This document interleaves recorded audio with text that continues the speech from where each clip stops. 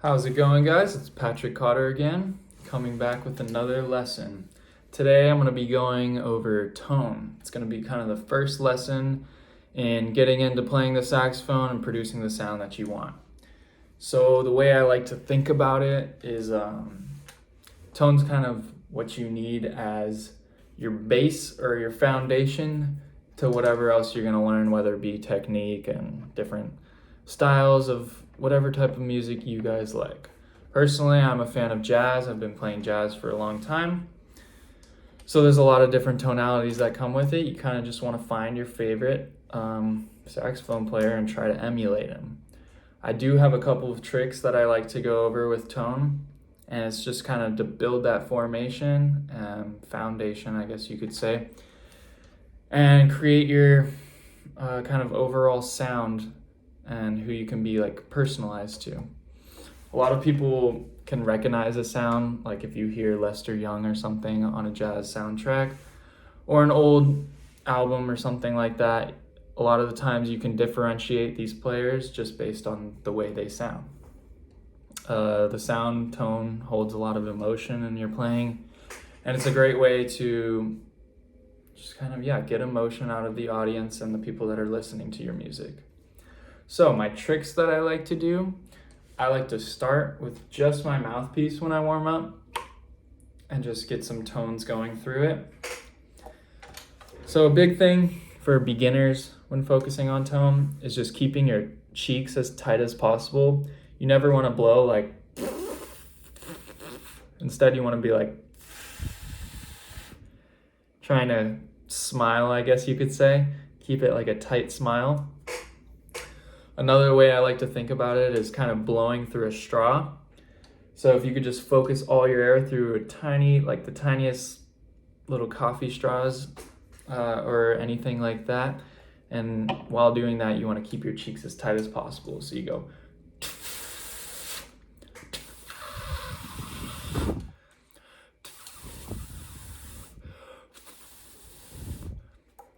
That's kind of an example. So when you're doing that with your mouthpiece, you want to have your teeth on top of the mouthpiece, almost to the end of your rubber guard. And then you're going to have your bottom lips curled over your bottom teeth. And you're going to have I'd have it usually about right there. Sometimes you want to take a little bit more. Sometimes you want to take a little bit less. Most of the time you want to take more in order to have a strong tone. So I'm going to show you guys kind of what I do to just get started with the tone practicing and technique.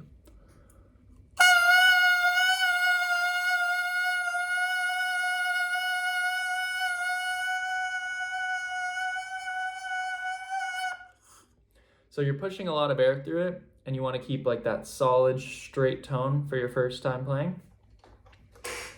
Moving on from that, you're going to want to go from kind of like degrading the pitch and then bringing it back up. So you're going to want to go flat and then go really sharp. So it's going to sound kind of like a wave. It's going to be like this.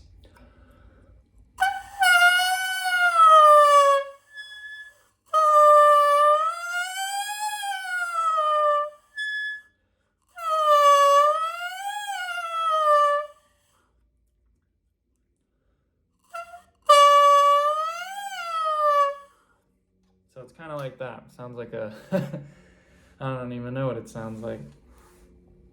And then once you move on from that, you're gonna wanna go, I connect my neck to the rest of my mouthpiece, like so. Also, shout out to Musicians Edition for this solid neck strap. The color's fantastic, the feeling's perfect, and it's perfect for my tenor, perfect for my alto. I love using it on both saxophones. All right, moving on. For the second portion of this kind of technique, you want to take your neck of your mouthpiece and you're going to do that same technique. First one's going to be just a straight tone. Sometimes you can have a tuner with you. I don't have one with me right now. And then for that second exercise, you're going to go as flat as you can and then as sharp as you can, going in waves. So I'm going to show you how to do that right now.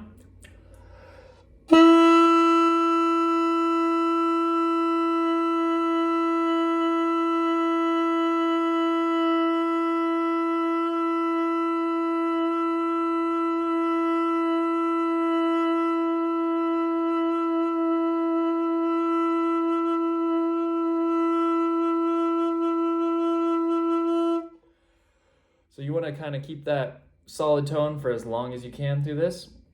As soon as you do that, you're going to hit the go as flat as you can, go as sharp as you can in waves. It's going to sound like this.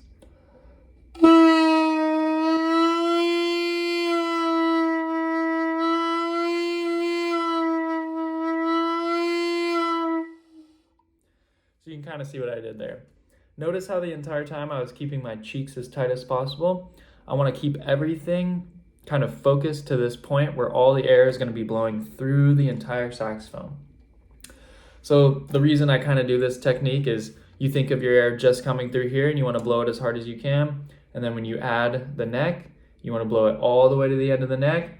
Then, of course, we're going to add the rest of the saxophone. And instead of thinking about just blowing straight, I want you to think about blowing air all the way through the mouthpiece, all the way through here, all the way around, and coming out the bell just as loud as it would be if you had no saxophone. So it's gonna be, you're gonna do that same exact technique.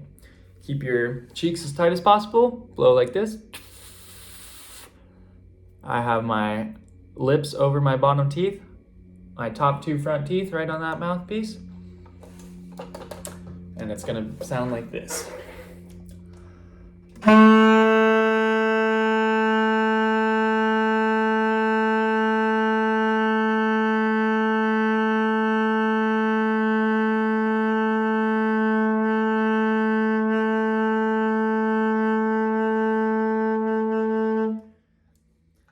And then immediately you're gonna go to lowering the pitch as much as you can, and then highering the pitch as much as you can. You wanna go super flat and then super sharp.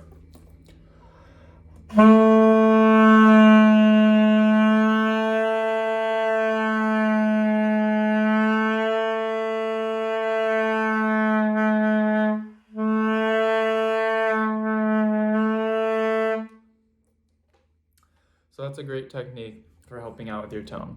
The very last one I can think of is pick a high note that you're semi-comfortable with, and then pick a low note that you're semi-comfortable with.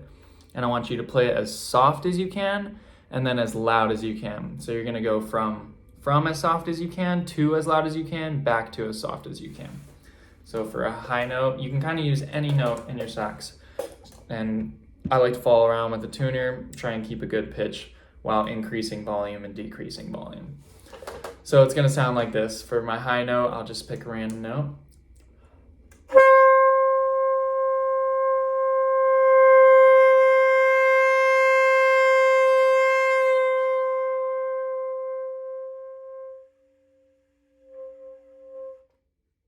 Yeah, so I'm trying to get as quiet as I did at the end there, but at the beginning. Kind of goofed it up at the beginning. For my low note, I'll just pick another random.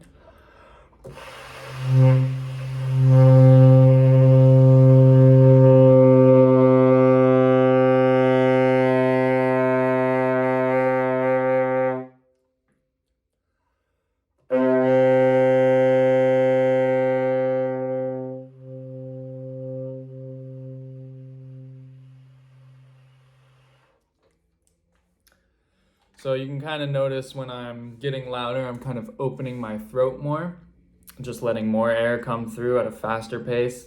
The warmer the air, the louder your signal is going to be.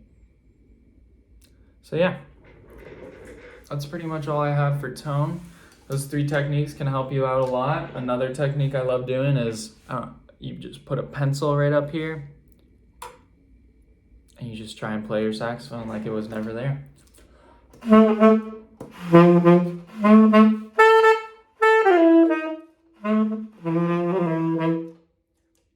That's a great way to get your tone as best as quality as you possibly can, because you're basically just bypassing the entire neck and still sending your air all the way through the horn, which is what you want to constantly be thinking about.